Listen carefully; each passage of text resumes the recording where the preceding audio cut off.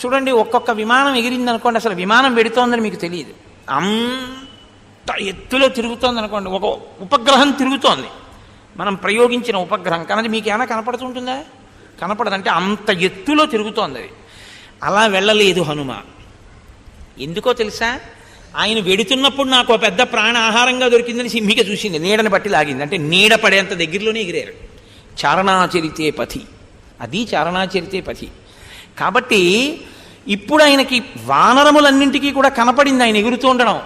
పైన నిలబడినటువంటి దేవతలకు కనపడింది. పై వాళ్ళు పుష్పవృష్టి కురిపించారు, కింద ప్రాణులు చూసే. వాల్మీకి మహర్షి దీన్ని శాబ్దిక ప్రత్యక్ష ప్రసారం చేశారు.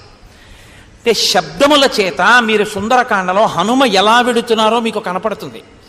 మీరు అలా చూడ్డానికి వీలుగా ఉంటాయి శ్లోకాలు. అంత అందంగా ఇచ్చారు. పైన ఎవరు నిలబడున్నారు, కింద ఎవరున్నారు, ఆయన ఎలా వెడుతున్నారు, ఆ మూర్తి ఎలా ఉంది, అన్నీ మీకు చూపిస్తూ మాట్లాడారు ఆయన. కాబట్టి ఇప్పుడు ఆయన బయలుదేరే ముందు, అంటే ఇక ఎగిరి ఆకాశంలోకి వెళ్ళాలి పర్వతం మించి. ఆ ఎగిరి ఆకాశంలోకి వెళ్లే ముందు నమస్కారం చేశారు. ఎవరికి?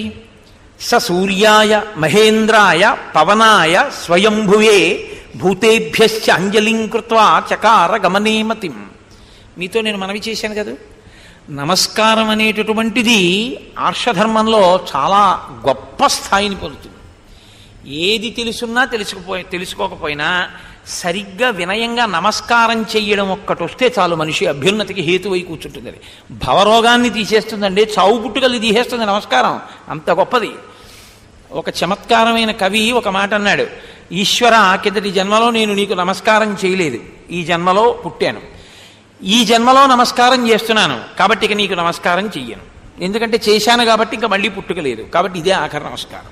నమస్కారం అంత గొప్పది. కాబట్టి స సూర్యాయ, ముందు సూర్యుడికి నమస్కారం. సూర్యుడికి ఎందుకు? సూర్యభగవానుడు గురువు. ఈ శరీరాన్ని తల్లిదండ్రులు ఇస్తారు, మళ్ళీ శరీరంలోకి రాకుండా చేసేవాడు గురువు ఒక్కడే. అందుకే గురువు ఇచ్చినటువంటి అనుగ్రహం ఏదుందో దానితో తుల్యమైంది ఇవ్వగలిగిన వాళ్ళు ఇంకెవ్వరు లేరు. కాబట్టి స సూర్యాయ, ముందు సూర్యభగవానుడికి నమస్కారం, గురువు గారికి.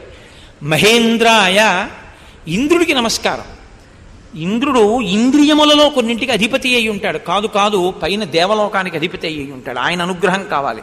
ప్రత్యేకించి చేతికి ఆయన అధిపతి ఇంద్రుడు. ఈ చేత్తోనే కదూ ఇవ్వాలి ఉంగరం, ఈ చేత్తోనే కదూ పుచ్చుకోవాలి ఆభరణం. కాబట్టి స సూర్యాయ మహేంద్రాయ, బాహ్యమునందు మహేంద్రుడికి నమస్కారం. పవనాయ, like, comment and subscribe.